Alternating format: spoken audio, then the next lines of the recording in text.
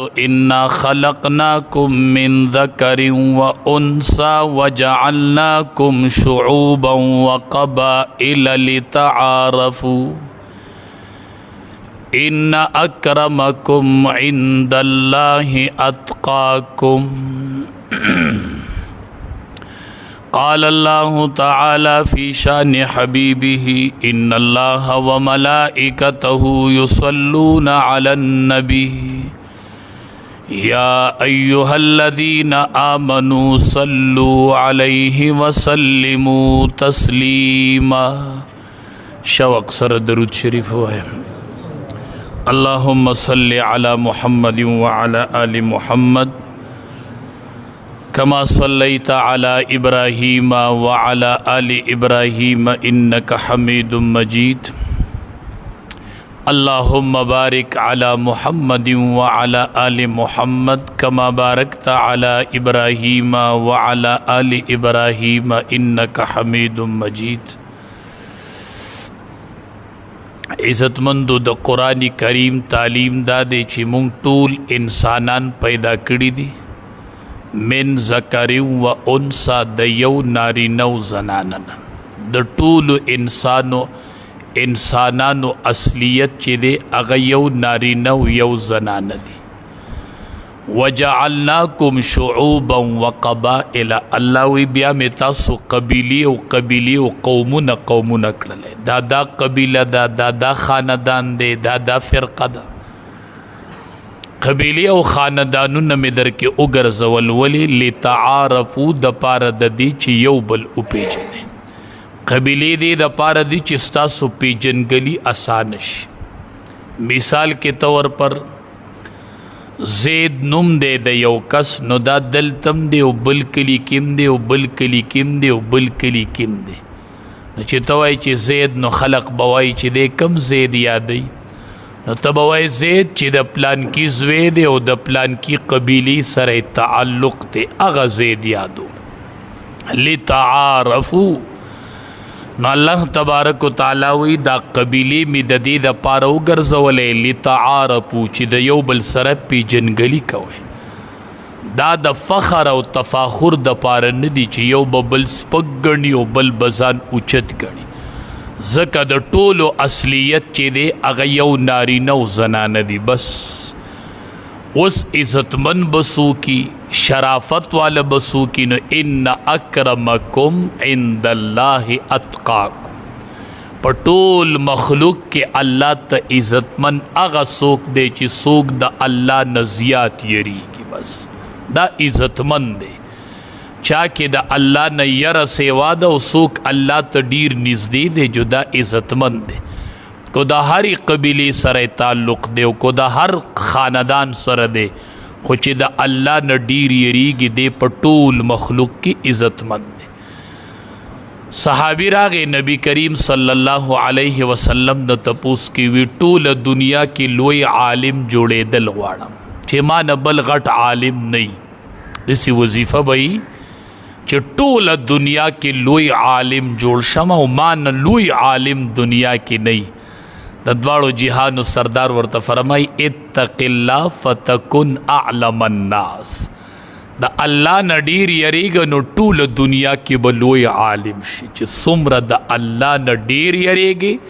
फ़तकुन अअलमन नास टूल दुनिया की बलोय आलिम तया देगी ची सुमर द अल्लाह न डीर यरेगे नो पता ओ लगे दला चे इलम द मालूमात नुम न दे इलम द खशियती इलाही नुम दे द अल्लाह न द यरी नुम दे। नबी अलैहिस्सलाम वर्त फरमाई द अल्लाह न यरीग न लोई आलिम बशी। बस मालूमात तो ज़रूरत निश्ता सुमर दर न अल्लाह न यर सेवा की गी दुमर बद लोई आलिम शी। बस अल्लाह तब निज़दीश सहाबाई किरामो बद इमामुल अंबिया न तपूसु न कवल और इमामुल अंबिया बजवाबु न वर कवल लो मुंग त डेरी मसले वाज़िह शवली और ख़कारशवली मुंग त डीर दिन वाज़िह चे सहाबा रालो द नबी अलैहिस्सलाम ने तपूस वक नबी अलैहिस्सलाम और सहाबा तवी माँ बांदी दरूद शरीफ वाये और द जुमे पशपा पौरा से डेर वाये। बस ما باندې درود وایي د جمعې په شپه او په ورځ ډیر وایي وی صحابه وته نو صحابي راغې تپوس یې وکړو د الله حبیبه دا چې ته د دنیا نه لاړ شي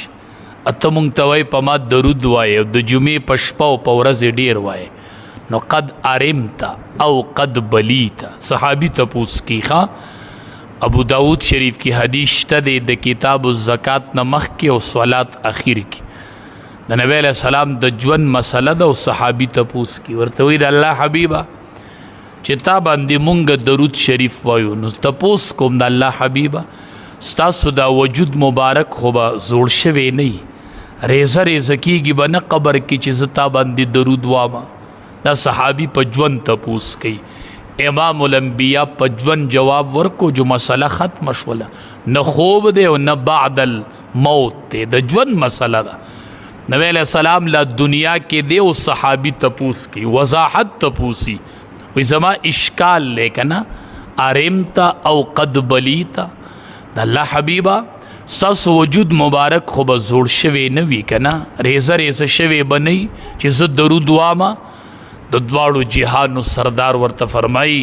اے صحابي ځان پوه کا ان الله حرم علی الارض اجساد الانبیاء اے صحابی یوازې زمانہ د 1,24,000 انبیاء کرامو وجودونه الله په ځمکه حرام کړي دي د ځمکه څه نشي ویلی دا ځمکه نشي خرابولی دا وینه نشي خرابولی دا د انبیاء وجودونه دي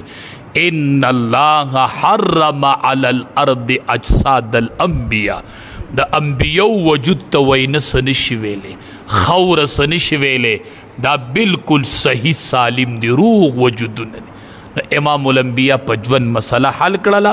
نو درود وایه وسم وایه او بیا یې وایه وسم د جمعې په شپه او په ورځ باندې ډېر وایه به هر صورت صحابو به تپوسونه کول نو موږ ته به دین واضح کېدو او ښه خبره دا وي ما نه یو سړی تپوس وکړي مولي صاحب ما ته دا وظیفه راکه د دې عمل څومره کومه د دې حل څه دی زه به وایم راځه روایات به وګورو دا تپوس به د امام الانبیا نه صحابه وکړی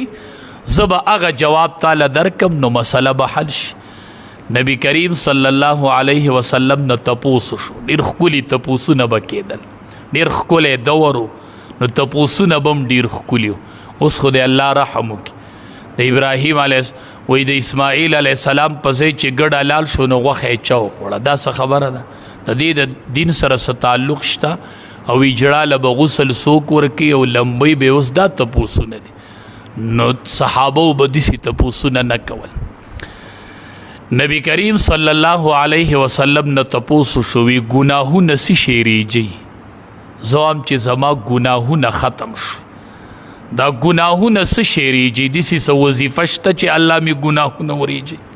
دا څومره ښکلی تپوس دی گناهونه څه شی ریږي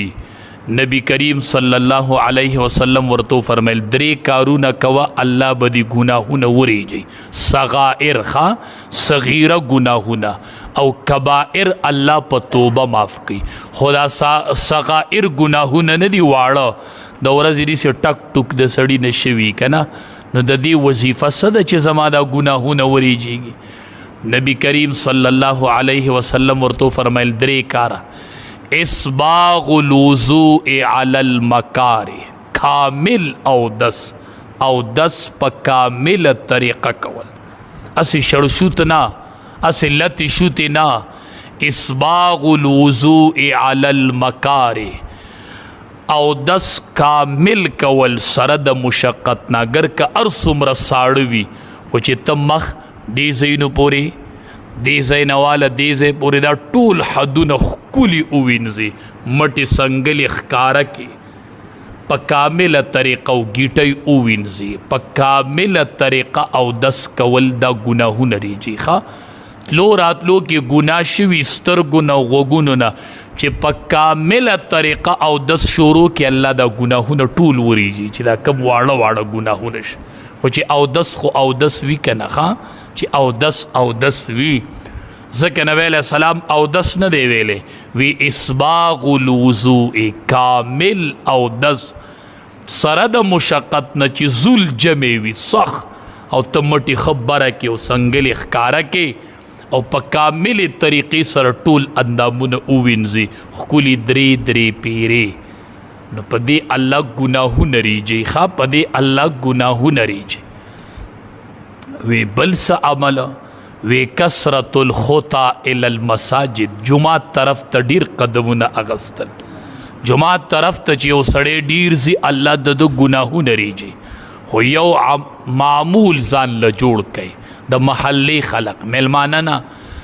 د محلي خلق دا معمول جوړ کړي چې کلم منزل جمعات تزینو او د سکور کې کوي خان د فضیلت چې راغلی دی چې الله ګناهونه ریجي دا د هغه کس لپاره دی چې هغه کور او دس وکړي او په اوداسه کې قدم اوچت کړي نه یوه ګناه الله معاف کړي او یوه نیکي الله ولیکي او یوه درجه الله اوچته کړي خو چې کور یې اودس کړی او داسې دا قدم مسجد طرف ته اوچت کړي اوداسه کې د کوره را روان شي کثرت الخطا الی المساجد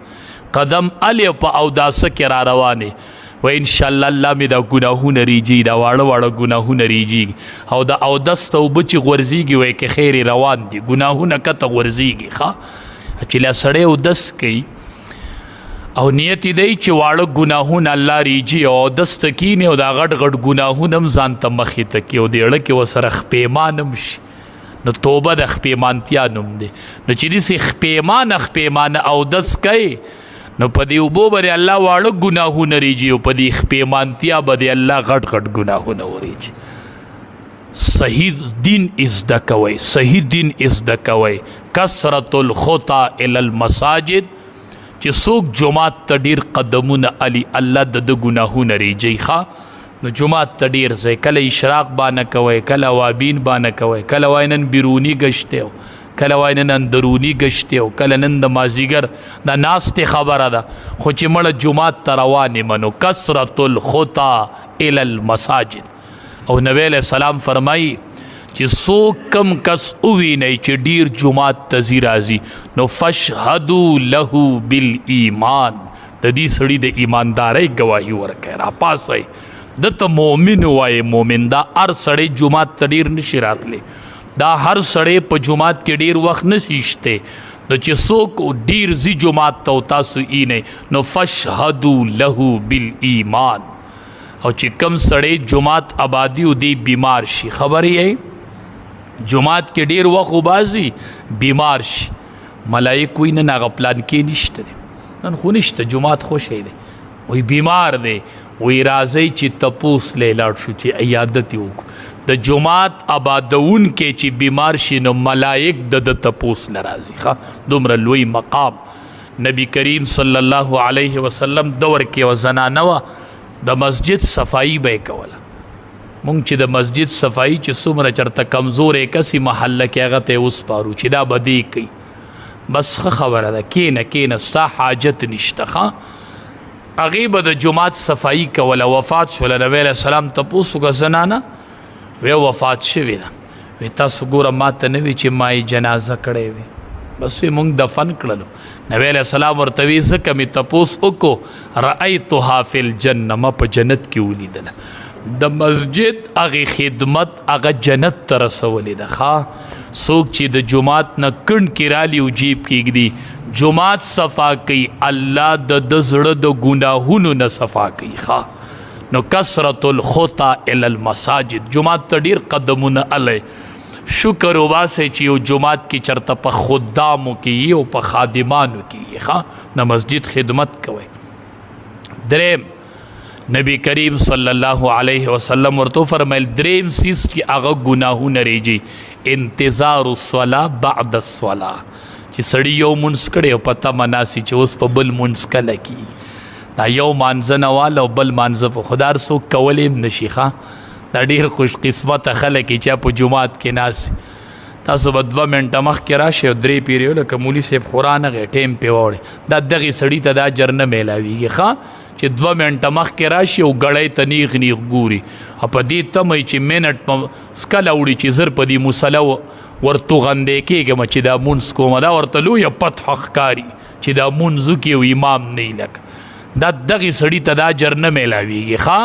چې دی مخکې راغلی دی مانځه ته پو شل منټه پاتې دی او دی په جومات کې غلی ناست دی دی چې انتظار د مونځ کوي دله الله دومره اجر ورکوي لکه دی چې په مانځه باندې ولاړ دی دی په مونځ باندې ولاړ الله دومره لوی اجر دی بندله ورکوي انتظار الصلاة بعد الصلاة او عجیبه د کمال خبره ده جومات کې ډېر وخت وباسئ دا فضیلت بل ځای شته دی نه دا کور چې د منځونو عادت دی او دا کور منځونه کوي دا دی د جومات خوند نه دی اغوست چې کله مسجد کې سړی منځو کې او داسې غلی ناست دی خبرې هم نه کوي ذکر هم نه کوي تلاوت هسې ځان له غلی ناست دی نه غلی چپ چاپ ناست دی نه په ذکر سمې راځي او نه په تلاوت سمې راځي نو که په تلاوت دیم سمې نه راځي او په ذکر دیم سمې نه راځي نو هسې کښېنه په جومات کې خو خبرې به نه کوي دنیوي او خیال به کوي چې اوداسه کې دا پکې شرط دی چې څوک په جومات کې په اوداسه کې ناسي نه تلاوت کې او نه ذکر کې یو فرشته راشي وایي یا الله په ده رحم وکړي او خدایه د ده ګناهونه معاف کړي نو یو مونږ ځان ته دعاګانې کوو یو ملائک ده ته دعاګانې کوي چې مانځه کې سړی په اوداسه کې ناس نو په دې دریو خبرو الله ګناهونه ریږي نو د نبی علیه السلام نه بل تپوسو شو وی په دې جنت کې به لویه مرتبه څنګه حاصلوم مونږ دنیا کې لویه مرتبه غواړو که نه د الله حبیبه چې جنت کې الله یو عالیشان محل راکړي یو لویه مرتبه الله راکړي نه مونږ وایو خدای جنت راکړي نو چې جنتي نو د دعا کې به ډېره مبالغه هم نه کوي حدیثو کې ممانعت راغلی یو صحابي دعا کوله وی یا الله په جنت کې خي طرف ته او د سپینو زرو بنګله راکړي خي طرف ته او د سپینو زرو بنګله راکړي پلار یې منع کوي د داسې دعا نه نبی علیه السلام منع کړې ده داسې دعاګانې به نه کوي دا راله راکړي او په دې ځای کې راله راکړي نه نه نه نه نه الله ته به ځان داسې څه نانجاڼه غونته کړي ناپوه غونته خدایه چې ستا څه خوښي هغه راله راکړي الله په دې خوشحالي صحابي دعا کوله وی اللهم خلقتنی مجانا ورزقتنی مجانا فاغفر لی مجانا وی خدایا زه دی فری پیدا کړی ما اسې بیسه او خدای فری رزق راکړی نو وی خدای فری مې وبخه که نه اسې دی پیدا کړی ما اسې رزق راکړی خدایا ما اسې وبخه نو وی خدایا ماله جنت راکړه نو خدایا جنت راکړه نبی علیہ السلام نه تپوسو شوي جنت کې چې سړی مرتبه حاصلول غواړي نو دا به په څه حاصلېږي نبی علیہ السلام ورته وی 3 کاره کوه الله به په جنت کې یو لویه مرتبه درکړي لویه مرتبه په دنیا کې نه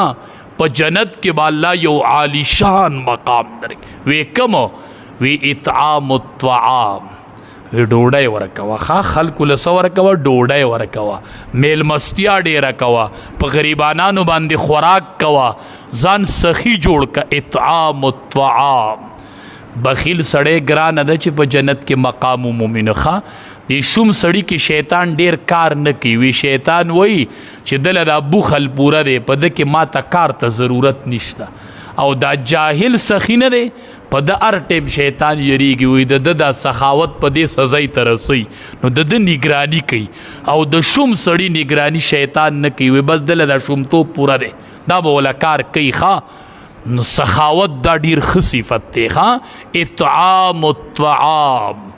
ډوډۍ ورکول خلکو له خوراک ورکول میلمستیا ورکول د دواړو جهانو سردار فرمایي چا چې یو میلمه ته بالغ کېښودو د اکرام په نیت الله به دا سړی ضرور بخي الله به ضرور بخي نو اطعام الطعام خوراک ورکول که جنت کې لویه مرتبه غواړي دا شوم سړی نشي موندلی دویم امام الانبیاء ورتو فرمایل افشاء السلام سلام بخورای کو څوک پیژني او که نه پیژني خو السلام علیکم السلام علیکم که جنت کې لویه مرتبه غواړي نو خوراک ورکوه افشاء السلام سلام خور کو په خلقو سلامونه کوه که پیژني او که نه پیژني خو السلام علیکم ورحمت الله وبرکاته سلام ورچوه دریم خبره امام الانبیاء ورته وی صلاة اللیل د شپې د تهجد منځ کول والناس نیام چې خلق دی او ته په تهجد باندې ولاړې ښه خوراک ورکول او دا سلام عام کول سلام خورول او د شپې د تهجد منځ کول چې ټول خلق ادوي او ته د تهجد په مانځه باندې ولاړې والناس نیام چې خلق اده ولاړې او ته ولاړې الله اکبر د الله سره په ناز و ریاض کې مشغوله او د الله تبارک و تعالی سره په عبادت کې مشغول بیا تینا تپوسو شو وی د الله حبیب دی جنت تبا دی دوزخ نه به بچ کیږو څنګه جنت کې خودی مقام وموندو که جنت کې مرتبه غواړي خوراک ورکوا سلام عام کوا او د شپې منځونه کوا خو د الله حبیب د دې دوزخ نه به بچ کیږو څنګه چې دوزخ ته نزو د دې څه عمل پکار دی نبی علیہ السلام ورته وی درې کاره کوه الله بری د دوزخ نه بچ کی وی کم وی یو د الله نه یره په پټه او په ښکاره په پټه په ښکاره چې د الله نه یریږي نو د مخلوق په مخ کې یریږي او چې ځان له ودرېږي نو بیا نه یریږي نه که د جهنم نه بچ کېږي نو خشیت الهی د الله نه یریدل فی السر والعلانیه په پټه باندې ځان له په مجمع کې د استاذ په مخ کې د بیبي په مخ کې ځان له په یو خوشي ځای کې نو موږ د استاذ په مخ کې د ګناه د الله نه یریږو د خلکو په مخ کې د الله نه یریږو خو چې ځان له شو نو بیا د الله نه یریږو او دویم عمل نبی علیہ السلام ورته وی میانه روي کول په غربت کې او په مالدارۍ کې چې غریب شي نو صبر کوا او چې مالدار شي نو د الله شکر ادا کا نو بعضې چې غریب شي نو د الله نه ګیلي شروع کی او بعضې چې مالدار شي نو د الله مقابلې ته ودرېږي نو بیا جنت دوزخ نه نشي بچ کېدی که دوزخ نه بچ کېږي نو په غریبۍ کې به صبر کوي او په مالدارۍ کې به شکر ادا کوي او دویم کار دا دی که نه چې د انصاف فیصله کوه د غصې په حالت کې د خوشحالۍ په حالت کې نو مونږ خوشحالۍ حالت کې فیصلې ښه کوو خو چې غصه یو او بیا سړی چاله مخکې نو بیا وچه لندو ته نه ګورو بیا جایز او ناجایز ته نه ګورو غصې کې به فیصلې نه کوي نو انصاف کول په حالت د غضب کې په حالت د خوشحالۍ کې هر ټیم کې به انصاف کوي که خوشحالی به انصاف کوي که غصه نو به انصاف کوي نه موږ معمولی غصه یو نو بیبي ورته وی مال دی هغه پیسار رانوړو چې دی پې راباندې نو جنت ته دی بیا تله ګران دی ښه انصاف کوي د خوشحالی په حالت کې د غصې په حالت کې بل تپوس د نبی کریم صلی الله علیه وسلم په دې دریو خو به د جنت نه د دوزخ نه بچ کیږو خدا کم شیزونه دي چې دا سړی په دې جهنم کې غورځي په دې خو به بچ کیږو خو چې د جهنم ته دا خلق غورځېږي د الله حبیبه نو دا کم کارونه دي چې سړی په جهنم ته ځي نبی علیہ السلام ورته په هغې کې یو بخل دی شومتوب ښه شومان دی د جنت خوب نه بس په لنډو خزان سخیان کوي په زور ځان سخیان کوي حدیث مبارک کې راځي دا بخل نه دی دا شومتوب دا په دوزخ کې یوه ونه ولاړه ده او دنیا ته تې څانګې راغلي دي نو د شوم سړي د جهنم د څانګو نه یوه څانګه نیولې ده نو کوم ځای ته به رسي او دا سخاوت چې دی دا په جنت کې یوه څانګه دا دې پورې نښتې دی نو سخي به جنت ته راکاږي او شوم به جهنم ته راکاږي او تاسو خبر نه یې پته درته شته دا شوم سړی چې دی دا د خلکو هم بدي شي که نه دا حدیث دی ښه وایي شوم د الله نه لرې دی شوم د الله نه او د خلقو نم لرې دی او د جنت نم لرې دی څه ته نږدې دی قریب الی النار اور ته نږدې دی د خلقو نه لرې دی د الله نه لرې دی د جنت نه لرې دی دوزخ ته نږدې دی او سخي سړی خلقو ته نږدې دی الله ته نږدې دی او جنت ته نږدې دی او بعید من النار د جهنم نه لرې دی نو جهنم ته چې سړی غورځېږي نه هغې کې لومبی سبب چې دی هغه بخل دی دویم خواهش پرستی چې زړه دې څه غواړي هغه کوي دین نه پیژنې. لکه نن سبا چې په دې ټیک ټاکو شروع شوی دقه ښکلی د جنت د دوزخ د تلو سبب دی. خواهش پرستی چې ړه دې څه غواړي هغه کوي. بس ړه درته وایي وجود بربنډول دا ښکلی کار دی جو بربنډوئ. ړه درته وایي کنځلې کوه جو وایي خواهش پرستی. څوک چې په خواهش پسې رواني دی به جهنم ته الله ورځي. د خواهش پرستۍ بل ځای شته دی نه. نو دویم سبب امام الانبیاء فرمایل خواهش پرستی چې جهنم ته خلق ځي. نو یو سبب شومتوب دی، دویم خواهش پرستی د خپلو خواهشاتو پسې روان، او دریم تکبر ځان لوی ګڼل او خلق کمزوری ګڼل. الله دې رحم وکړي د دې نه دې مونږ خدای بچ کړي نه. دا ډېره مشکله ده چې دا په مونږ کې راشي نه. خدای دې په مونږ کې پیدا کړي. بس ځان لوی ګڼل، ځان پوره ګڼل، او بل د ځان نه کم ګڼل او کمزورې ګڼل، او ځان پوره ګڼل، په هر څه کې ځان اوچت ګڼل، او بل سړی د ځان نه کوز ګڼل، دې ته تکبر وایي. جن دوزخ ته چې ځي نو یا به بخیل سړی ځي، خواهش پرست پزي، او متکبر بزي چې هغه کې تکبري چې ځان لوی ګڼي او بل سړی رکوټې ګڼي. بهر صورت رب العالمین دی مونږ له په دې ټولو د عمل کولو توفیق راکړي. ښه خبره دا ده چې امام الانبیا نه به ښکلي تپوسونه کېدل، امام الانبیا به ښکلي جوابونه ورکول. کریم الله زمونږ د ټولو نه رضا شي. و آخر دعوانا